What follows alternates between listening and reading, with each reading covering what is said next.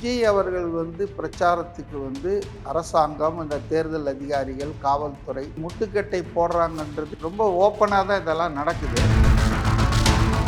அர்ச்சனா பட்நாயக் சந்திச்சு ஒரு புகாரை கொடுத்திருக்கிறாரு. அவர் சென்னை 16 தொகுதியில் நான் பாத யாத்திரை நடக்க ஆரம்பிச்சாருன்னு வச்சுங்க, எந்த போலீஸ் யார் தடுத்துட முடியும் அவர் கூட வர கூட்டத்தை? Why mister Vijay selected Perambur north மெட்ராஸ்லன்றதுக்கு அவங்க கேடர்ஸ் ஒரு நாள் ஏதோ சர்வே எடுக்க போகும்போது ஹார்பர் கான்ஸ்டிடுவன்சியில் அவங்கள சம் பீப்புள் தாக்கிட்டாங்க.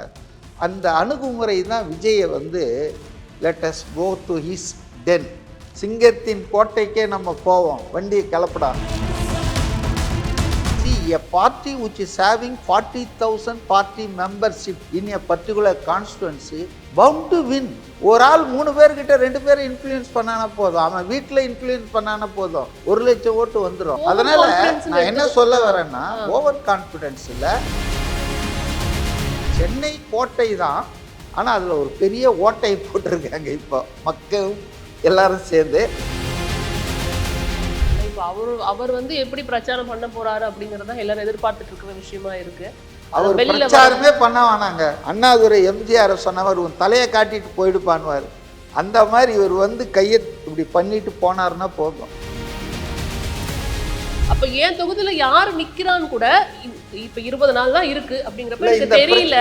இந்த பிரச்சனை எல்லாம் வரும்னு தான் அவர் சொல்லிட்டாரு. எல்லா தொகுதியிலும் விஜய் தான், மதுரை மேற்கு விஜய், கிழக்கு விஜய் படிச்சார்ல, அதான் சிம்பல். தமிழக வாழ்வு உரிமை தலைவர் வேல்முருகன் இப்போ இன்ஸ்டால்மெண்ட்டாக ஒன்று சொல்லிட்டு இருக்காரு பாருங்க. அவரை நிற்க வைக்கிறதே திமுக தான் என்னுடைய ஆழமான கருத்து. அவருக்கு ஏது பணம், அவரை யாரை நிறுத்துறாங்கன்னா அதுக்கு பின்னால் ஒரு கேம் பிளான் இருக்குங்க. சசிகலா ராமதாஸ் ஒரு அணி உருவாக்குறதுக்கு பின்னாலே திமுக ரொம்ப பயங்கரமான வேலையெல்லாம் பண்ணிட்டு இருக்குங்க. 5 மீடியா நேயர்களுக்கு வணக்கம். தற்போது நம்முடைய அரசியல் விமர்சகர் சி.கி. மதிவாணன் சார் தான் நினைஞ்சிருக்கிறாங்க. பேச நிறைய விஷயங்கள் இருக்கு, பேசலாம் சார். வணக்கம். வணக்கம். பல்வேறு விஷயங்கள் தமிழ்நாட்டில் நடந்துட்டு இருக்கு. அதாவது நான் சொல்றது அரசியல் நிகழ்வுகள் ரொம்ப களம் சூடா இருக்கு அப்படிங்கிறத பார்க்க முடியுது. இதற்கிடையில எல்லாரும் ஆரம்பிச்சிட்டாங்க தேர்தல் பிரச்சாரத்தை. தாவேக தலைவர் விஜய் அவர்களுக்கு முட்டுக்கட்டை போடப்படுது அப்படின்னு சொல்லி நேற்று ஒரு அறிக்கை வெளியிட்டிருந்தார் அப்படிங்கிறத பார்க்க முடியுது. ஆனால் எதிர்கட்சியில் கூடியவர்களாக இருக்கட்டும், இல்லை இன்னைக்கு ஒரு மாஸ் மினிஸ்டர் அவர்களாக இருக்கட்டும், இது முறையாக அவங்க அணுகலை. முறையாக அணுகியிருந்தாங்கன்னா கண்டிப்பாக பர்மிஷன் கொடுத்துருப்பாங்க அப்படிங்கிறத சொல்கிறாங்க. இங்கே குமரகுருபன் அவர்களும் அதே தான் சொல்கிறாங்கங்கிறத பார்க்க முடியுது. இதை எப்படி நீங்கள் பார்க்குறீங்க? 2 தரப்பு சொல்கிறதுலையும் உண்மைகள் இருக்கிறது, 2 தரப்பு சொல்கிறதுலையும் நியாயங்கள் இருக்குங்க. ஒன்று என்னென்னா, விஜய் அவர்கள் பிரச்சாரத்துக்கு அரசாங்கம், இந்த தேர்தல் அதிகாரிகள், காவல்துறை இவங்க முட்டுக்கட்டை போடுறாங்கன்றது இது ரொம்ப, அதாவது உள்ளங்கை நெல்லிக்கனி போல், அது ஒன்றும் பெரிய இது கிடையாது. ரொம்ப ஓப்பனாக தான் இதெல்லாம் நடக்குது. அதே நேரத்தில் தாவேகாவினரும் இப்படிப்பட்ட ஒரு பகைமையான ஒரு சூழல் இருக்கும்போது ரொம்ப கேர்ஃபுல்லாக அப்ளிகேஷன் கொடுக்கறதில்ல, 48 ஹவர்ஸ்க்குள்ளே அது இருக்குதான்னு பார்க்கறதில்ல. ஆட்கள் 100 பேரோ 200 பேரோ கலந்துக்குவாங்கன்னா அந்த இடத்துல அது சரியாக இருக்குமான்றதை பார்க்கறதில்ல. அவங்களுக்கு கொஞ்சம் லேக் ஆஃப் எக்ஸ்பீரியன்ஸு. அதாவது இந்த போலி ரிலேட்டட் ஆக்டிவிட்டீஸில் புது கட்சி தானுங்களா அது, எல்லாம் இளைஞர்கள், ஆர்வம் இருக்குது. ஆனால் அனுபவம் குறைவின் காரணமாக சில தவறுகளையும் செய்து விடுகிறார்கள். அதன் காரணமாக அதை வச்சுக்கிட்டு இவங்க ஈரப்பேனாக்கி பெருமாளாக்கி அனுமதி இல்லை அப்படின்றாங்க. ஆனால் குமரகுருபரன் நேற்று பேசுனது ராங்க. அவங்க அந்த சவேதாவா அந்த ஆப்பில் 48 ஹவர்ஸ்க்கு முன்னால் கொடுத்துருக்காங்க. ஆனால் அவர் ரொம்ப யூஸ்வலாக அவர் என்ன சொல்கிறாரு, கேஷுவலாக பேட்டியில் ஒரு பேப்பரில் எழுதி கொடுத்தாலான்னு, no fool will do it, எல்லாமே த்ரூ திஸ் ஆப்னு சொல்லும்போது அவங்க கொடுத்தாங்க. அந்த இடத்துக்கு நோ அப்ஜெக்ஷன் கிடைக்கல, போலீஸ் கொடுக்கல. ஏன்னா we have to see all அப்படின்றாங்க. ஸோ அதனால் நாங்கள் கொடுக்கலன்னு சொன்னால் கூட ஐ கேன் அண்டர்ஸ்டாண்டு. பேப்பரில் எழுதி கொடுத்தா போதாதுங்க, கையில் அப்படி இப்படின்லாம் பேசுகிறாரு. அவர் ஏதோ டிஎம்கே ஸ்போக்ஸ் பர்சன் மாதிரி தான் இருந்தார். அவர் ஒரு நடுநிலையாக இருக்கணும். பட் இன்னைக்கு அவருக்கு ஒரு பதவி கொடுக்கப்பட்டிருக்கு, டிஸ்ட்ரிக்ட் போலிங் ஆஃபீஸர் இல்லையா. அப்போ இந்த மாவட்ட தேர்தல் அதிகாரியாக இருக்கும்போது அதுக்கேற்ற மாதிரியாவது பேசணும். அதாவது ஃப்ரீ அண்ட் ஃபேர் எலெக்ஷன்ஸ் தாங்க நமக்கு மெயினாக இருக்கணும். ஓகே. 5 வருஷத்துக்கு ஒரு வாட்டி ஒரு ஜனநாயகம், அதை நம்ம சுதந்திரமாக யாருக்கும் எந்த குறையும் இல்லை. அப்போ தானே அந்த எலெக்ஷனுக்கு அந்த மாண்பு இருக்குங்க. இப்போ எல்லாருக்கும் எங்களை பேச விடல, எங்களை பரப்புரை பண்ண விட மாட்டேன்றாங்க. ஒன்றும் வேணாங்க. இப்போ நுங்கம்பாக்கம் தாஜி கோரமண்டல் ஹோட்டலில் அவங்க 234 வேட்பாளர்கள் அறிமுகம், ப்ளஸ் பாண்டிச்சேரிக்கு 30 வேட்பாளர்கள் அறிமுகம் வச்சு பேச போகிறாங்கன்னு சொல்லி அவங்க ஒரு இன்டோர் ப்ரோக்ராம் தான் அது. உங்களுக்கு பப்ளிக் ஆர்டரோ அது வெளியே ஆட்கள் வர அந்த 500 பேருக்குள்ளே தான்றாங்க. அதுக்கு ஏன் இவங்க அனுமதி மறுக்கிறாங்க? See, டெலிபரேட்டாக I don't deny these people are committing few mistakes here and there. டிவிக்கே பிகாஸ் ஆஃப் இன்எக்ஸ்பீரியன்ஸ் அவங்களுக்கு அங்கே கைட் பண்ணுறதுக்கு இந்த விஷயங்களில் ஆட்கள் போதலை. பட் இதை பெருசாக்கி அதை மன்னிச்சு விடணும். அதாவது ஸ்மால் பார்ட்டி, புது பசங்க, ரைட் ஏப்பா அடுத்த வாட்டி இப்படி பண்ணாதீங்கப்பா. தாஜ் கோரமண்டல் ஹோட்டலுக்குள்ள நீங்கள் இன்ட்ரோடக்ஷன் ஆஃப் 234 கேண்டிடேட்ஸ் ப்ரோக்ராமை அதில் என்னங்க இவங்களுக்கு வந்தது? அதனால் எனக்கு என்னவோ அதில் ஒரு உண்மை என்னன்னா, இவங்க 2 பேர் சொல்கிறதுல விஜய் வெளியே ஹெக்டிக்காக கேம்பெயின் பண்ணிடக்கூடாது. அப்படி அவர் மக்கள்கிட்ட கேம்பெயின் பண்ணார்னா that will go against the ruling பார்ட்டின்றத திமுக உணர்ந்துருக்குது. திமுகவை விட அந்த சென்னை மாவட்ட இன்சார்ஜ் மினிஸ்டர் இருக்கார் இல்லையா, சேகர் பாபு, ரொம்ப நல்லாவே உணர்ந்திருக்கார். ஏன்னா I heard why mister Vijay selected Perambur north மெட்ராஸ்லன்றதுக்கு அதுக்கு ஒரு ஸ்டோரி இருக்குங்க. முதல்ல திருச்சி கிழக்கு அப்படி இப்படி விக்கிரவாண்டி சென்டிமெண்ட் தான் சொல்லிகிட்டு இருந்தாங்க. பட் ஏன் அப்படின்னு எனக்கு கிடைச்ச தகவல் என்னன்னா, அவங்க கேடர்ஸ் ஒரு நாள் ஏதோ சர்வே எடுக்க போகும்போது ஹார்பர் கான்ஸ்டியூன்சியில் அவங்கள சம் பீப்புள் தாக்கிட்டாங்க. தாக்குனது மட்டும் இல்லை, ஒரு கர்ப்பிணியான அந்த தாவேகா தொண்டர் வயிற்றில் எட்டிலாம் உதைச்சிருக்காங்க. எட்டி உதைச்சது மட்டும் இல்லாமல் யாரெல்லாம் இந்த தாக்குதல் அவங்க போய் அட்மிட் ஆகிட்டாங்க. அவங்க மேலே அடித்தவங்க மேலே கம்ப்ளைண்ட் கொடுத்துட்டு அது பேட்டி வேற. அதாவது என்னன்னா, அப்பட்டமாக நீ உள்ளே வரக்கூடாது. வெஸ்ட் பெங்காலில் நான் கேள்விப்பட்டிருக்கேன், கேரளாவில் கண்ணூர் டிஸ்ட்ரிக்டில் கேள்விப்பட்டிருக்கேன். Nobody will be allowed to enter those villages. CPM கோட்டைகள், இங்கே யாரும் உள்ளே வரக்கூடாது இப்படின்னு இன்றைக்கும் இருக்குது சில பகுதிகள்.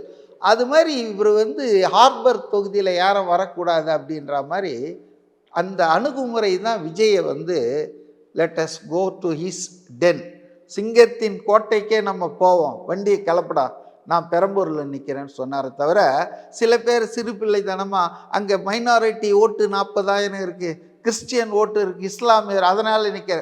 See, he is above all these things. caste, ரிலிஜன்லாம் ஒன்றும் கிடையாதுங்க.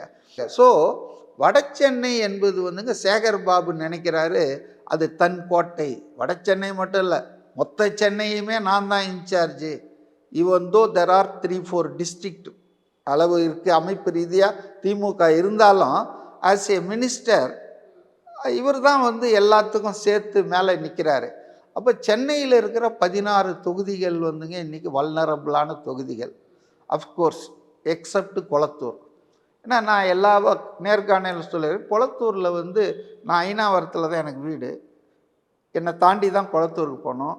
ஐ use to witness CM going on and off. ஒரு வாரத்தில் 2 வாட்டியாவது தொகுதிக்கு போயிடுவார். அங்கே நிறைய கண்ணுக்கே தெரியுது டெவலப்மெண்ட். இன்னும் போதாமல் இருக்கிறது அது வேறு விஷயம். புரியுது. கம்பேரபிளி மற்ற கான்ஸ்டியூன்ஸை விட அது சிஎம் தொகுதின்றது மட்டும் இல்லாமல் அவர் அதை நர்ஸ் பண்ணுறாரு. அப்போ அதனால் அவருக்கு அங்கே ஒன்றும் பிரச்சனை இருக்காதுன்னு தான் நான் நினைக்கிறேன். ஆனால் அலை அடிக்கும் போதுங்க எவ்வளோ பெரிய கப்பல்லாம் மூழ்கிடும். ஆனால் மற்ற தொகுதிகளில் it will be a tough fight. And DMK urban ஏரியால டிஎம்கே என்னைக்குமே ஸ்ட்ராங்கா இருப்பாங்க. அது குறிப்பா சொல்ல போனா சென்னை பகுதியில என்னைக்கும் சொல்ல வேணாம், ஆணைக்கும் அடி சறுக்கு இருக்கு. ஜெயலலிதா இருந்த பீரியடில் ஒரு வாட்டி திமுக 3-4 தான் ஜெயிச்சுது. அதே போல் 8க்கு 8 ஜெயலலிதா பீரியடில் ஜெயிச்சிருக்காங்க. எம்ஜிஆர் பீரியடில் இல்லை. I accept. எம்ஜிஆரால் he can't crack Chennai. DMK பேசணும். பட் ஜெயலலிதா எந்த அளவுக்குன்னா இந்த மேயர் சைதை துரைசாமி மேயராகவே ஆக்குனாங்களா, அதே போல் வட சென்னை, தென் சென்னை, மத்திய சென்னை 3மே டிஎம்கே எம்பிங்க, ஏடிஎம்கே எம்பிங்க வந்தாங்களா. ஸோ அதனால் சென்னை கோட்டை தான், ஆனால் அதில் ஒரு பெரிய ஓட்டை போட்டிருக்காங்க இப்போ மக்களும் எல்லாரும் சேர்ந்து. பட் இல்ல அது பாசிபிள் நினைக்கிறீங்களா? ஏன்னா இப்போ வந்து சென்னையில பாக்குறப்ப வந்து இந்த 2 கட்சிகளும் தான் இருக்கு. இன்னும் சொல்ல போனா 2 கட்சிகளும் ஸ்ட்ராங்கா இருக்கு ஒரு சில தொகுதிகள்ல அப்படிங்கறத நம்ம கள நிலவரம் பார்க்கும்போது தெரியுது, நிறைய பேர்கிட்ட பேசும்போது தெரியுது. அப்படிங்கிற பட்சத்துல இன்னும் வந்து களத்துக்கு இவரால வெளியில வரவே முடியல, மக்களை சந்திக்கவே முடியலங்கிற பட்சத்துல இது எப்படி வந்துட்டு இது மாறும் நீங்க இல்லை, அவர் வந்து வரணுன்றது இல்லைங்க, அவங்க ஆட்கள் களத்தில் இருக்காங்க. சி இப்போ விஜய் வரலையே பிரச்சாரத்துக்கு, விஜய் வரலையேன்னு சொல்லிட்டு இருக்காங்க நிறைய பேர். All hopes are being put on Vijay. அவருடைய கட்சி இப்போ உதாரணம் சொல்கிறாங்க, பெரம்பூரில் ஒரு கட்சி கூட்டம் போடுறாங்க, ஆக்டிவ் பார்ட்டி ஒர்க்கர்ஸு. அப்போ அந்த செக்ரட்டரி சொல்கிறாரு, இந்த தொகுதியில் எங்களுக்கு 40,000 கட்சி உறுப்பினர்கள் இருக்காங்கன்றாங்க. See a party which is having 40,000 party membership in a particular constituency bound to win. ஒரு ஆள் 3 பேர்கிட்ட 2 பேரை இன்ஃப்ளூயன்ஸ் பண்ணானா போதும், அவன் வீட்டில் இன்ஃப்ளூயன்ஸ் பண்ணானா போதும், 1,00,000 ஓட்டு வந்துடும். அதனால நான் என்ன சொல்ல வரேன்னா, ஓவர் கான்ஃபிடென்ஸ் இல்லை. இன்னைக்கு மக்கள் மனசுல வந்து இப்போ நானும் வந்து வெளியே சுத்துறாள் தானே, நீங்க களத்தில் போற மாதிரி நானும் வீட்டில் ஏசியில் உட்காந்துட்டு இருக்கிறாள் இல்லை, ஆட்டோவில் போகிறேன், பஸ்ஸில் போகிறேன், ட்ரெயினில் போகிறேன், சும்மா பஜாரில் நடக்கிறேன். அப்போ I can feel that people are longing for A change.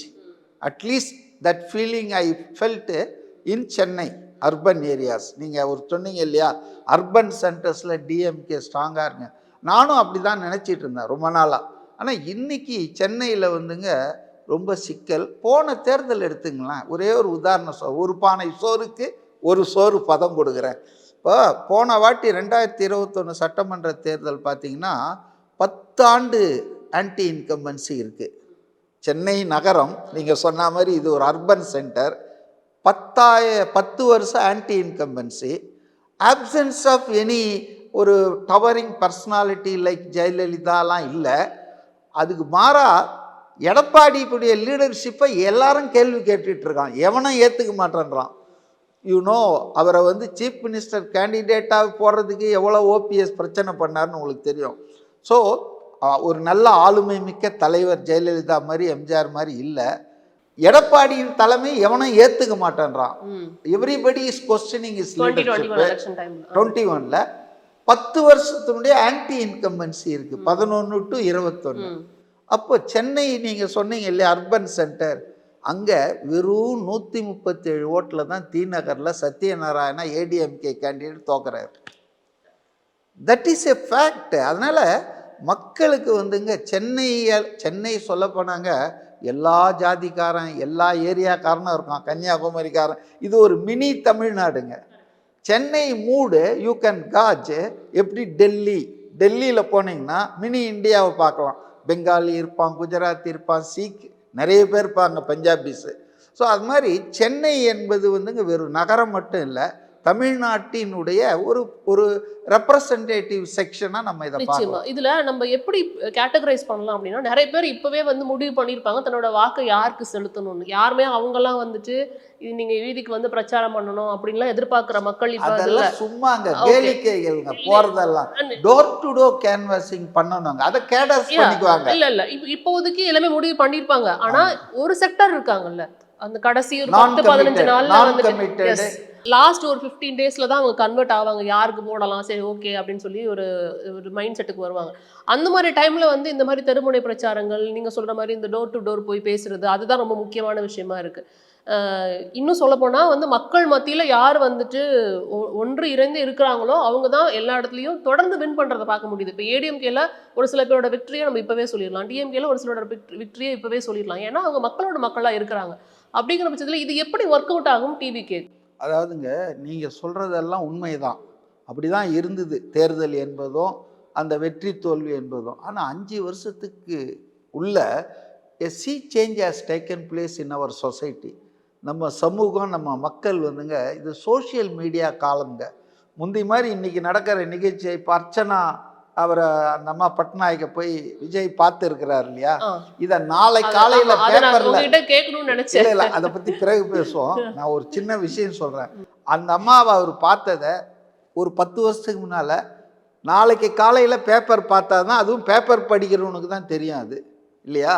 ஆனால் இப்போ அவர் அங்கே பார்த்துட்டு இருக்கும்போதே செல்லில் பார்த்துட்டு இருப்பான். நீங்களும் பார்த்துருப்பீங்க, நானும் பார்த்தேன். So we are in a different age group. இப்போ வந்துங்க சோஷியல் மீடியா, அந்த traditional TV channels, news paper எல்லாம் தே லாஸ்ட் த ரிலவன்ஸு. யாரும் அதை நம்புறது இல்லை, வாங்குறாங்க, பார்க்குறாங்க, அப்படி தொடச்சி வச்சிடுறாங்க. ஏன்னா எல்லாருக்குமே வந்து தெரியுது உண்மைகள்.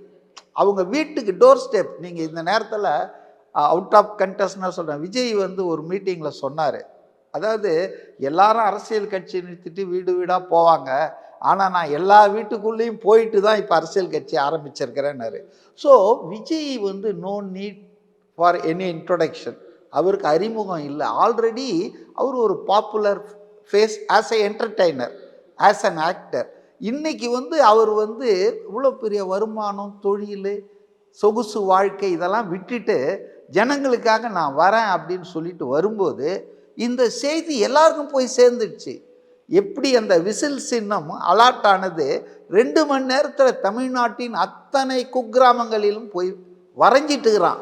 அதெல்லாம் மறுக்க முடியாது. இல்லை, நான் என்ன சொல்ல வரேன்னு சொன்னால், இன்னைக்கு வந்துங்க ஜனங்கள் எல்லாத்தையும் பார்த்து அவங்க ஃபார்ம் பண்ணிக்கிறாங்க.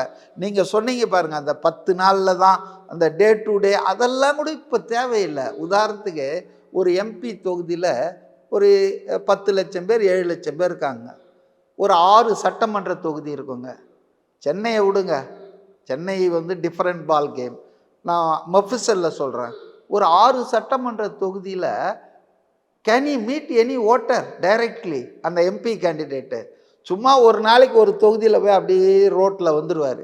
ஸோ இந்த டோர் டு டோர் கேம்பெயினை செய்ய வேண்டியது லீடர்ஸ் இல்லை, கேண்டிடேட் இல்லை, அந்த கட்சியினுடைய கேடர்ஸ்.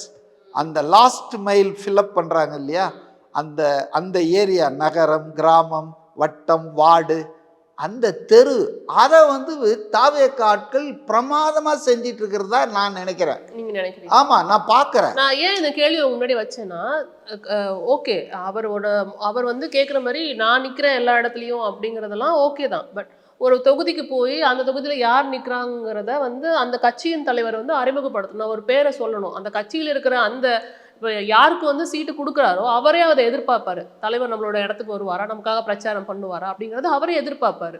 மக்களும் வந்துட்டு அவர் சொன்னதுக்கு அப்புறம் தான் அந்த பக்கம், ஏன்னா இது வந்து புதுசாக ஆரம்பிக்கப்பட்ட ஒரு கட்சி, அந்த தொகுதியில் அந்த இடத்துல யார் நிற்கிறாங்க அப்படிங்கிறது மக்களுக்கு தெரியப்படுத்தணும்னா இவர் வந்தால் தான் அது முடியுங்கிற பட்சத்தில் இவ்வளோ குறுகிய காலத்தில் அது சாத்தியமா, அது எப்படி அவங்க பண்ண போகிறாங்கங்கிறது தான் ஒரு வெளியிலேருந்து பார்க்கக்கூடிய ஒரு பார்வையாளராக தோணும். இல்லை, அது இவருக்கு சாத்தியமே இல்லை.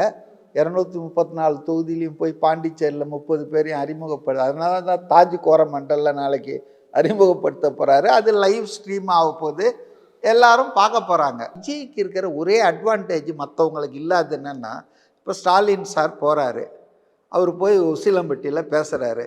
அந்த Usilampatti in and around people தான் அவருடைய அந்த ஸ்பீச் ரீச் ஆகும், அதை அவங்க பார்ப்பாங்க. அதை லைவ் ஸ்ட்ரீமாக இன்றைக்கி வந்து ஆளுங்கட்சின்னு டிவிங்க ஒளிபரப்புனா கூட ஒரு 50 பேர் 100 பேருக்கு மேலே லைவாக பார்க்க மாட்டோம். ஆனால் அதே விஜய் வந்துட்டு ஈரோட்டில் பேசுகிறாரு, நான் பார்த்தேன். அவர் அங்கே லோக்கலாக தான் பேசுகிறார். கோபிச்செட்டிப்பாளையம் நம்ம அந்த எம்எல்ஏ செங்கோட்டையன் வந்ததுக்கப்புறம் ஒரு மீட்டிங் போட்டாங்க.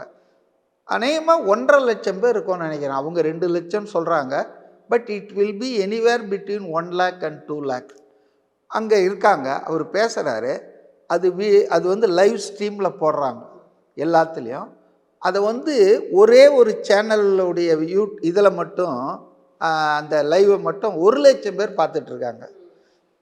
அதாவது இன்றைக்கி அவருக்கு இருக்கிற அட்வான்டேஜ் என்னென்னா, அவர் அப்படி தும்முனாருன்னா அந்த செய்தி 234 தொகுதியில் இருக்கிறவனும் பார்த்துட்றான். இப்போ அவர் பேசுகிற விஷயங்கள் ஈரோட்டில் தான் பேசுகிறாரு, ஈரோடு தொகுதி மக்கள்கிட்ட தான் பேசுகிறாரு. ஆனால் அவர் பேசுகிற விஷயங்கள் வந்து ரொம்ப ப்ராடரான இஷ்யூஸை பேசுகிறாரு. கொஸ்டின் பண்ணுறாரு இந்த கவர்னன்ஸை பற்றி, கரப்ஷனை பற்றி. It reaches instantly to every hall, எல்லார் வீட்டுக்கும் போயிடுது, அதை பார்க்குறாங்க.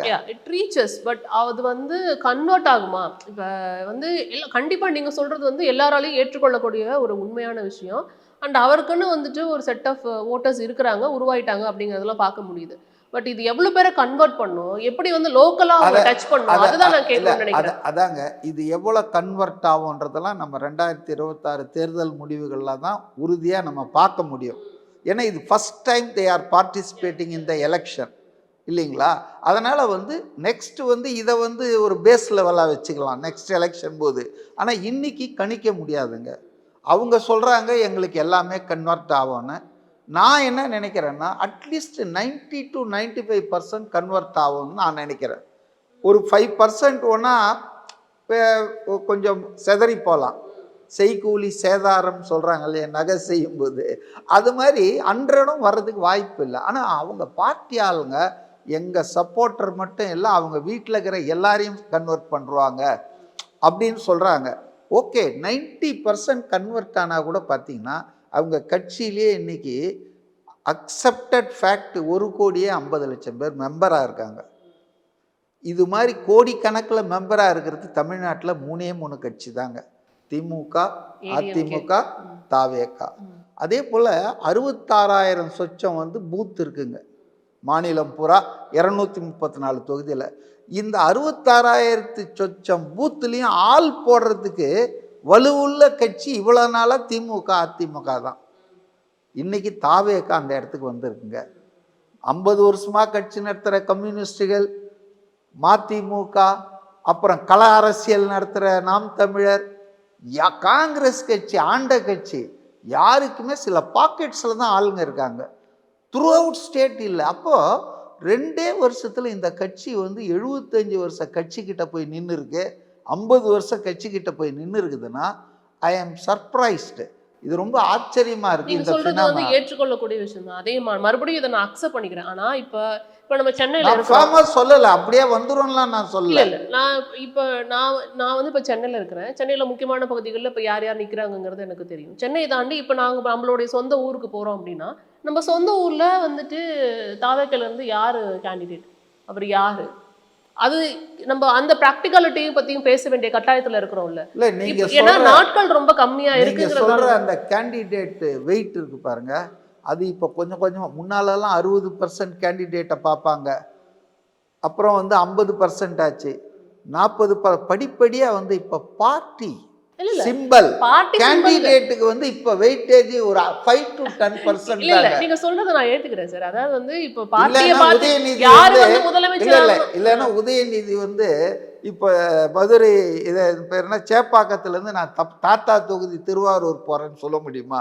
2வது இப்ப குஷ்பு வீட்டுக்கார் காலையில தான் பார்த்தேன், சுந்தர் சி, அவரு வந்து மதுரை சென்ட்ரல்ல நிக்கிறாரு, புரியுதுங்களா? அதனால இப்பெல்லாம் அந்த ஜியாகிரபிக்கல் ஏரியா, பழக்கமான ஏரியா, அதெல்லாம் ஒன்று யார் வேணா எங்கே வேணா வந்து இப்போ ராகுல் காந்தி வயநாட்டில் வந்து நின்னார், கேரளாவில் அமைதியிலையும் நின்னார், 2லையும் ஜெயிச்சார். ஸோ உங்கள் கான்செப்ட் வந்து இந்த குளோபலைசேஷன், லிபரலைசேஷன், இந்த டிஜிட்டலைசேஷன் வந்ததுக்கப்புறம் என் கேண்டிடேட்டு, எங்கள் ஊர் ஆள், எங்கள் ஜாதி, அதெல்லாம் அடிப்படை. நான் அப்படி சொல்லவே இல்லை. நான் எப்படி சொல்கிறேன்னா, இப்போ ராகுல் காந்தி வந்து நின்னார்னா வி நோ ஹூ இஸ் ராகுல் காந்தி, ஓகேவா? இப்போ அவர் வந்து இங்கே வந்து நிற்கிறாருன்னா வி நோ ஹூ இஸ் ராகுல் காந்தி.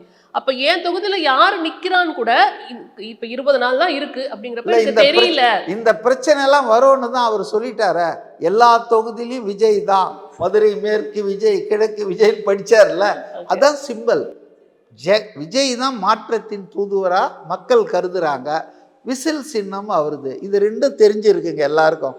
நீங்க வந்து இது யார் சிஎம் ஆகணும்னு அப்படிதான் யோசிச்சு எல்லாரும் ஓட்டு போடுவாங்க. ஆட்சி மாறணுமா வேண்டாமா? இப்ப இந்த தேர்தல்லங்க நம்ம முதல்வர் காஞ்சிபுரத்தில் சொன்னாரு, அதாவது வந்து 1000 காலமா நடந்துட்டு வர்ற ஆரியன் திராவிடம் யுத்தத்தின் நீட்சி தான் இந்த தேர்தல்னாரு.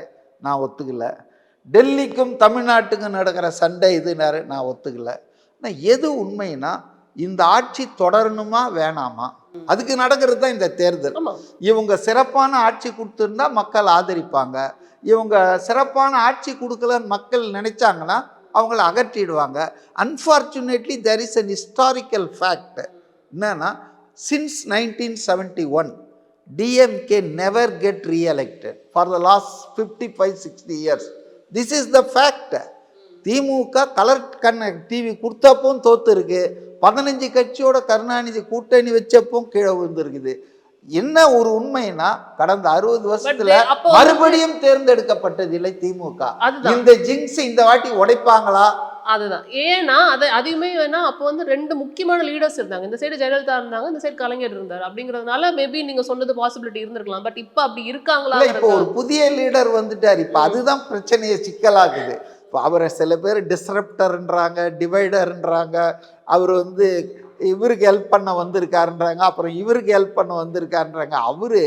அவர் ஆட்சி அமைக்கிறதுக்காக வந்திருக்காரு, யாரையும் முதலமைச்சர் ஆக்கிறதுக்காகவோ கிங் மேக்கராக நான் இருக்க மாட்டேன்ட்டார். I want to be the king. ஏன்னா அது ஏதோ பதவி ஆசை. நான் புரிஞ்சுக்கிறது, லகான் என் கையில் இருந்தால் தான் குதிரையை நான் என் திசையில் ஓட்ட முடியும். இன்னொருத்தன் கையில் லகானை குத்துட்டு சார் இப்படி ஓட்டுங்க அப்படி ஓட்டுங்கலாம் சொல்ல முடியாது. ஏன்னா he has got some dreams. Tamil Nadu மக்கள் ஒரு 30 வருஷம் அவர் உச்சியில் வச்சு கொண்டாடிட்டாங்க. அப்போ அவர் என்ன சொல்கிறாரு, போதும் எனக்கு 51 வயசுலேயே முடிச்சிட்டார் அவர்.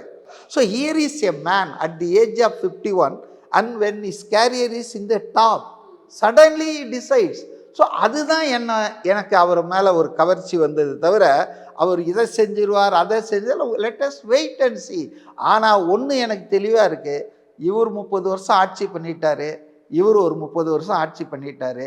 இவங்களுக்கு போதுமான அளவு மக்கள் கொடுத்துட்டாங்க வாய்ப்பு. புதுசாக ஒரு ஆளுக்கு வாய்ப்பு கொடுக்குமா? இன்னும் அப்பா புள்ள பேரன் இப்படியே கொடுத்துட்டு இருக்கணுமா? ரெண்டாவது, இவங்க ஒன்றும் அவ்வளோ பெரிய நல்ல ஆட்சியை கொடுக்கலையே. சொத்து குவிச்சிருக்காங்க, corruption charges in both governments against all ministers. எத்தனை பேர் ஜெயிலுக்கு போவாங்கன்னு தெரியாது. அதனால் நான் ட்ரை பண்ணுவோம், இது ஜெயிக்கும்னு நான் சொல்லலை. அவருக்கு சொல்கிற மாதிரி அவர் ஒரு தூய ஆட்சியை கொடுத்துருவாரு, பொற்கால ஆட்சி வரோம்லாம் நான் சொல்ல. ட்ரை பண்ணுறதுல ஒன்றும் தப்பு இல்லையே. ஏன் பொதி சுமக்கணும் இந்த ரெண்டையுமே? அவ்வளோதான். Give him a chance. அவர் அதுக்கு சாக்ரிஃபைஸ் பண்ணிட்டு வராரு. ஒரு ஆள் வந்து பொருளாதாரம் பணம் வருமானத்தை விட்டுட்டு வராள்னா அதை நம்ம அப்ரிஷியேட் பண்ணோம், வெல்கம் பண்ணோம். இங்கே எல்லாம் வரவும் பூரா சொத்து சேர்க்கறதுக்கு வரோம், அடுத்த தலைமுறைக்கு இல்லை. ஸோ எல்லாமே லூட் பண்ணியிருக்காங்க. I am not blaming only DMK. Both DMK and ADMK looted this Tamil Nadu. So let us have is chance. விஜயை லூட் பண்ணாருன்னா அடுத்த வருஷம் தூக்கி போட்டுருவோம் அடுத்த எலெக்ஷனில். இல்லை நாங்கள் தான் லூட் பண்ணுறதுல பெஸ்ட் அப்படின்னா I don't think it is a democracy. நிச்சயமா. இதில் அடுத்த கட்டத்துக்கு நகரணும்னா இன்னைக்கு வந்து அர்ச்சனா பட்நாயக் வந்து இப்போ நம்ம பேசிட்டு இருக்கிற அந்த தருணம் வந்து விஜய் அவர்கள் வந்து வந்துச்சு ஒரு புகாரை கொடுத்துருக்கிறாரு. இது வந்து அடுத்த கட்டத்துக்கு எப்படி நகரும் சார்? டேரக்டா அவரே இறங்கி போயிட்டாரு. இப்போ இறங்கி போய் கொடுத்துருக்காரு தலைமை. விஜய் வந்துங்க ஒரு 2-3 நாளாக பார்க்குறேன். முந்தா நாள் ராத்திரி டிஜிபி ஆஃபீஸுக்கு போனார். இந்த பொன்ராஜ் லேடிஸ் எல்லாம் ரொம்ப தரக்குறைவாக பேசிட்டாருன்றதுக்காக கம்ப்ளைண்ட் கொடுக்க. இன்றைக்கி இந்த தேர்தல் அலுவலர்களும் கவர்மெண்ட் ஸ்டாஃப்ஸ் கொஞ்சம் பேரும் கான்ஸ்பிரசி பண்ணுறாங்க எங்களுக்கு எதிர்த்து அப்படின்னு சொல்லி ஒரு கம்ப்ளைண்ட் பண்ண போகிறாரு. அதை பற்றி நம்ம பேச வேணாம், நிறைய முன்னாலே நான் கொஞ்சம் சொல்லிட்டேன். அதாவது வந்துங்க ரெண்டும் இருக்குங்க. இவங்கக்கிட்டேயும் கொஞ்சம் சில தவறுகள் இருக்கின்றன, எக்ஸ்பீரியன்ஸ் இல்லாததால். திமுக ஆட்கள் தானேங்க. இப்போ என்ன புதுசாக வானத்துலேருந்து குதிச்சாரா குமரகுருபரன்? குமரகுருபரன் யார்? இல்லை அர்ச்சனா பட்நாயக் யார்? எல்லாம் employees of the state government. நேற்று வரை இப்போ தான் முன்னால் ஒரு 4 எஸ்பியை மாற்றினாங்க, இப்போ ஒரு 4 எஸ்பியை மாற்றிருக்காங்க. The whole machinery is corrupted, கம்ப்ளீட்டாக கொலாப்ஸ் ஆகிருக்கு. இப்போ நான் சொல்ல, தமிழக வாழ்வு உரிமை தலைவர் வேல்முருகன் இப்போ இன்ஸ்டால்மெண்ட்டாக ஒன்று சொல்லிகிட்டு இருக்காரு பாருங்க. அஃப்கோர்ஸ் அவரை நிற்க வைக்கிறதே திமுக தான் என்னுடைய ஆழமான கருத்து. 234 தொகுதியிலையும் இல்லைன்னா அவர் ஏன் நிற்கணும்? பன்ருட்டிக்கும் கடலூருக்கும் அந்த பக்கம் ஒன்றும் தெரியாதால அவருக்கு ஏது பணம்? அவரை யாரை நிறுத்துகிறாங்கன்னா அதுக்கு பின்னால் ஒரு கேம் பிளான் இருக்குங்க. சசிகலா ராமதாஸ் ஒரு அணி உருவாக்குறதுக்கு பின்னாலே திமுக வந்து ரொம்ப பயங்கரமான வேலையெல்லாம் பண்ணிகிட்டு இருக்குங்க. அதாவது தனக்கு எதிரான வாக்குகள் வந்து ஒன்று சேரக்கூடாது, அதை செதறடிச்சிடணும், தான் சோலவாக வந்துடணும் அப்படின்றதுக்காக நல்ல வேலையெல்லாம் செய்கிறாங்க. அவங்க வந்து இதெல்லாம் நான் பாராட்டுறேன். ஏன்னா கேமில் in war and love everything is ஃபேர்ன்னுவாங்க. கேமுன்னு வந்துட்டா நீங்கள் ஜெயிக்கணும், எலெக்ஷன் வந்துட்டா ஜெயிக்கணும். அதுவும் 60 வருஷம் ஒரு சாபம் இருக்குது நமக்கு, அதை உடைக்கணுன்னா எவ்வளோ பண்ணணும். இப்போ அதெல்லாம் விடுங்க. தாவாக்கா வந்து யாருடைய இதில் 200 அதெல்லாம் வேற. ஆனால் அவர் சொல்கிறாரு இது பொம்மை அரசு, அதிகாரிகள் தான் ஆட்சி பண்ணுறாங்க, ஒரு 4-5 ஐஏஎஸ் அதிகாரிகள் தான் ஆட்டுவிக்கிறாங்க, அதை நான் கொஸ்டின் பண்ணுறேன் அப்படின்றாரு. இது அரசல் புரசலம் நமக்கு தெரியுங்க. அதனால் அதிகாரிகள் ஆட்சி நடக்குதுங்க. ஸோ இந்த அதிகாரிகள் வந்து போலீஸ் கமிஷனர் வந்து எல்லாருக்கும் எல்லாம் பண்ணிட்டு இருக்காங்க. ஸோ அவங்க வந்து ஒரே நாள் திடீர்னு மாடல் கோட் ஆஃப் கான்டக்ட் வந்து மார்ச் 15 வந்த உடனே அப்படியே தேவதூதர்களாக மாறிடுவாங்க அப்படின்னு நான் நம்பலை. அந்த எல்லாம் பண்ணிட்டு தான் இருப்பாங்க. பட் தீஸ் பீப்புள் அவங்க கம்ப்ளைண்ட்ல நியாயம் இல்லைன்னு சொல்ல நான் மாட்டேன். என்ன கேக்குறேன்னா, இது என்ன இம்பாக்ட் கிரியேட் பண்ணும், நடவடிக்கை எடுக்கப்படுமா, என்ன என்ன நடக்குங்கிறத நான் கேக்குறேன். இல்லைங்க, அதாவது இப்போ ஒரு சில விஷயங்கள் நீங்கள் எக்ஸிபிட் பண்ணுறீங்க, நேராக டிஜிபி ஆஃபீஸ் போகிறீங்க, நீங்கள் வந்துன்னா அது ஒரு மெசேஜ் கொண்டு போகுது மக்கள்கிட்ட. இன்னொன்று மத்தியில் இருக்கிற ஆட்சியாளர்கள், சென்ட்ரல் எலெக்ஷன் கமிஷனர் அவங்களுக்கெல்லாம் கூட இது இப்போ வந்து இது வந்து நேஷ்னல் மீடியா பஸ்ட் அவுட் பண்ணோம்ல. விஜய் வந்து ஒரு இடத்துக்கு போகிறாருன்னா that is not a localised news. அப்போ இதெல்லாம் போகும்போது something wrong in Tamil Nadu machinery. குறைஞ்சபட்சம் ஞானேஸ்வர் கூப்பிட்டு இங்கே பேசுவார்ல, என்னையா பண்ணிட்டு இருக்கீங்க, ஏன் இப்படி தடுக்கிறீங்க, இருக்கிறதே 23 நாள் அந்தாலும் பிரச்சாரம் பண்ண விடுங்கயா. So something will happen. ஆனால் அது எல்லாத்தையும் விட மக்கள் மத்தியில் அப்படி போது பாருங்க. தாவேக்காவை ஆதரித்தா பெண் வந்து கேரக்டர் இப்படி பேசுவாங்களா? ஏன் அவன் மேலே ஆக்ஷன் எடுக்க மாட்டேங்குது கவர்மெண்ட்டு? காபந்து சர்க்கார்னு ஒன்று இருக்கு இல்லை இன்றைக்கும். அதே போல் வந்துட்டு என்னையா அந்த ஆள் வந்தால் என்னதையா பண்ண போகிறாங்க? ஸோ தட் மீன்ஸு மக்கள் மத்தியில் அன்னெசரியாக இவரை வந்து பயணம் செய்கிறதையோ பிரச்சாரம் பண்ணுறதையோ DMK government in collusion with certain officials, நான் அதுக்காக மத்திய அரசு மாநில அரசு ஒன்றா சேர்ந்துட்டாங்கன்னு சொல்ல மாட்டேன், பாயசமும் பாசிசமும் ஒன்றாயிடுச்சுலாம் சொல்ல மாட்டேன். பட் லோக்கல் லெவலில் அந்த எலக்ட்ரல் ஆஃபீஸர்ஸு, இந்த காவல்துறை அதிகாரிகள்லாம் அவங்களுக்கு இந்த ஆட்சி தொடரணுங்க. ஏன்னா இதுதான் அவங்களுக்கு வந்து ரொம்ப வசதியான ஆட்சியாக இருக்குது. இந்த ஆட்சி நீடித்தால் அவங்களுக்கு வந்து எல்லாம் சம்பாத்தியம் நல்லா இருக்கும். அதனால் வந்துங்க இதில் வந்து அவர் போய் கொடுத்துருக்காரு, it will have its own impact. நாளைக்கே எல்லாம் சரியாயிடும்னு சொல்ல, ஆனால் இது ஒரு கவனத்துக்கு கொண்டு செல்லப்பட்டது. நேஷ்னல் லெவலில் இது ஒரு பேசும் பொருளாயிடும் ஆச்சு, அவ்வளோதான். நிச்சயமா. ஸோ அது எப்படி அடுத்த கட்டத்துக்கு நகருதுன்னு பார்க்கலாம் சார். ஏன்னா இப்போ அவர் வந்து எப்படி பிரச்சாரம் பண்ண போறாரு அப்படிங்கிறத எல்லாரும் எதிர்பார்த்துட்டு இருக்கிற விஷயமா இருக்கு. அவர் பிரச்சாரமே பண்ண வேணாங்க. அண்ணாதுரை எம்ஜிஆர் சொன்னவர் உன் தலையை காட்டிட்டு போயிடுப்பான்வார். அந்த மாதிரி இவர் வந்து கையை இப்படி பண்ணிட்டு போனார்னா போதும். மற்றதெல்லாம் ஒரு வீடியோ போட்டார்னா போதுங்க. சைலன்ஸ் பீரியட் இருக்க அன்னைக்கு அவர் 4 நிமிஷத்தில் ஒரு வீடியோ போட்டார்னா இவங்க கதையெல்லாம் கந்தலாயிடும். ஏன்னா அவர் உண்மையாக இருக்காரு, நேர்மையாக இருக்கிறாருன்றதுக்கு மக்கள் மத்தியில் ஒரு அங்கீகாரம் கிடைச்சிடுச்சுங்க. இல்லைன்னா இவ்வளோ பேர் ஏங்க வேலூரில் 5000 பேர் தான் மீட் பண்ணணுன்றாரு. ஆனால் போகிற வழி சென்னையிலேருந்து வாலாஜாபாத் ஆற்காட்லலாம் லட்சக்கணக்கான பேர் ரோட்டில் நிற்கிறாங்க. நீங்கள் சிலர் தான் கண்ட்ரோல் பண்ண முடியும், எல்லாத்தையும் கண்ட்ரோல் பண்ணிட முடியாதுங்க. 100 பேர் வந்தால் you can do some manage பண்ணலாம். 5000 பேர் வரான், 5 லட்சம் பேர் வந்தால் எத்தனை போலீஸ் வந்து என்ன பண்ணுவாங்க? ரோட்டில் உட்காந்துருவாங்க, என்ன பண்ணுவாங்க? பட்டு நல்ல வேலையாக இன்னமும் விஜய் ரூல் அபைடிங் லா அபைடிங் சிட்டிசனாக இருக்கிறாரு. அவர் மட்டும் இவங்க ரொம்ப ஓவராக போனால் ரோட்டில் இறங்கி நடந்தாருன்னு வச்சுங்க, அப்புறம் இவங்க அப்புறம் பப்படமாகிடுவாங்க. அவர் இன்றைக்கும் வந்து ஈ ஃபாலோஸ் த ரூல்ஸ். அவர் போய் கம்ப்ளைண்ட் கொடுக்குறாரு, அப்படி தான் இருக்கிறாரு. ஆனால் சாது மிரண்டால் ரொம்ப பண்ணாங்கன்னா அவர் வந்து சென்னை 16 தொகுதியில் நான் பாத யாத்திரை நடக்க ஆரம்பித்தார்னு வச்சுங்க, எந்த போலீஸ் யார் வந்து தடுத்துட முடியும்? அவர் கூட வர கூட்டத்தை ஃபயரிங் பண்ணலாம். What will be the result of the election then? அதனால் அவருக்கு வந்து ஜனநாயக ரீதியாக பிரச்சாரம் செய்கிறதுக்கு உரிமையை ஏற்படுத்தி தரணும். சும்மா இந்த சட்டத்தின் அந்த சந்து பொந்தில் போய் நீங்கள் 47 மணி நேரம் தான் கொடுத்தீங்க. See, you should see the purpose. எலெக்ஷனுக்கு 30 நாள் கூட இல்லை. அப்போ ஒரு கட்சி தலைவர் பிரச்சாரம் பண்ணார், நீங்கள் சொல்லலாம் அவங்கள, சார் இதை வந்து கொஞ்சம் அப்சர்வ் பண்ணுங்க அடுத்த வாட்டிலேருந்துன்னு. முடியாது கிடையாது அப்படின்னா, அதுவும் எப்போ சொல்கிறாங்கன்னா அந்த நிகழ்ச்சி தொடங்கிறதுக்கு ஒரு தாவேக்காவினருக்கும் விஜய்க்கும் கூட என்னுடைய அன்பான வேண்டுகோள் ஆலோசனைனா, கோடை காலமாக இருக்கிறதால 10 மணிக்கெல்லாம் ஆரம்பிக்காதீங்க ப்ளீஸ். மற்ற ஆளுங்களாம் பண்ணுறாங்க பாருங்கள், 4 மணிக்கு ஆரம்பிப்பாங்க.